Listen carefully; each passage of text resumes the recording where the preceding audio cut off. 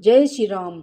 यहाँ तक की रामायण कथा मैं कह चुकी हूँ। आगे की कथा इस प्रकार है। भरत जी का तीर्थ जल स्थापना तथा चित्रकूट भ्रमण। जब अत्रि जी ने भरत जी से कहा, इस पर्वत के समीप ही एक सुंदर कुआं है, इस पवित्र अनुपम और अमृत जैसे तीर्थ जल को उसी में स्थापित कर दीजिए।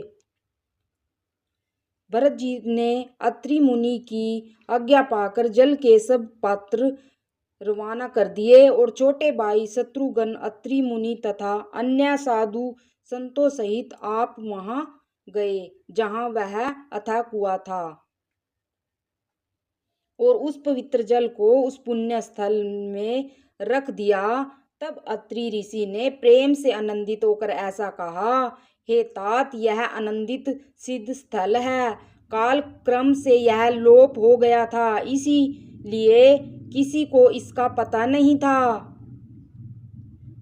तब भरत जी के सेवकों ने उस जलयुक्त स्थान को देखा और उस सुंदर जल के लिए एक खास कुआं बना लिया। देव योग से विश्व भर का उपकार हो गया। धर्म का विचार जो अत्यंत अगम था वह सुगम हो गया। अब इसको लोग भरतकूप कहेंगे। तीर्थों के जल का संयोग से तो यह अत्यंत ही पवित्र हो गया। इसमें प्रेम पूर्वक नियम से स्नान करने पर प्राणी मन, वचन और कर्म से निर्मल हो जाएंगे। कूप की महिमा कहते हुए सब लोग वहां गए जहां श्री रघुनाथ जी थे। श्री रघुनाथ जी को अत्रि जी ने उस तीर्थ का पुण्य प्रभाव सुनाया। प्रेम पूर्वक धर्म के इतिहास कहते वह रात सुख से बीत गई और सवेरा हो गया। भरत शत्रुघ्न दोनों भाई नित्य क्रिया पूरी करके श्री राम जी, अत्रि जी और गुरु वशिष्ठ जी की आज्ञा पाकर समाज सहित सब सादे साज से श्री राम जी के वन में भ्रमण करने के लिए पैदल ही चले। कोमल चरण हैं और बिना जूते के चल रहे हैं। यह देखकर पृथ्वी मन ही मन सकुचाकर कोमल हो गई। कुश, कांटे, कंकड़ी, दरारों और आदि कड़वी, कठोर और बुरी वस्तुओं को छिपाकर पृथ्वी ने सुंदर और कोमल मार्ग कर दिए। सुखों को साथ लिए शीतल मंद सुगंध हवा चलने लगी।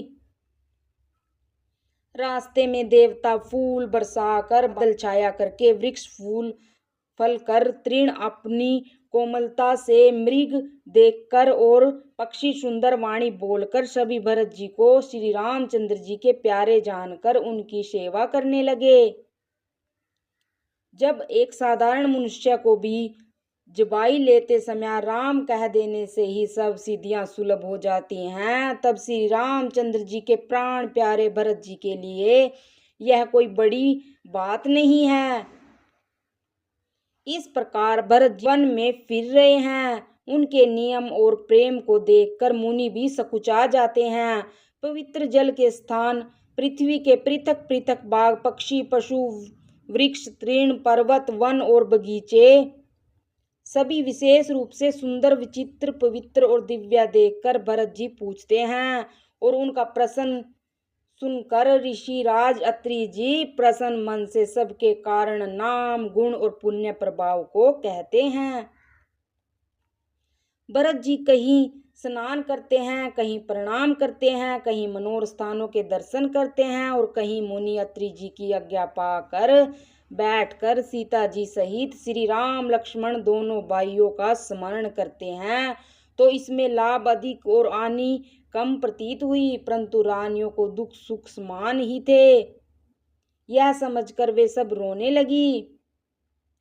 भरत जी के स्वभाव, प्रेम और सुंदर सेवा भाव को देखकर वन देवता आनंदित होकर आशीर्वाद देते हैं। यूं घूम फिरकर 2.5 पहर दिन बीतने पर लौट पड़ते हैं और आकर प्रभु श्री रघुनाथ जी के चरण कमलों का दर्शन करते हैं। भरत जी ने 5 दिन में सब तीर्थ स्थानों के दर्शन कर लिए। भगवान विष्णु और महादेव जी का सुंदर यश कहते सुनते वह दिन भी बीत गया। संध्या हो गई। जय श्री राम।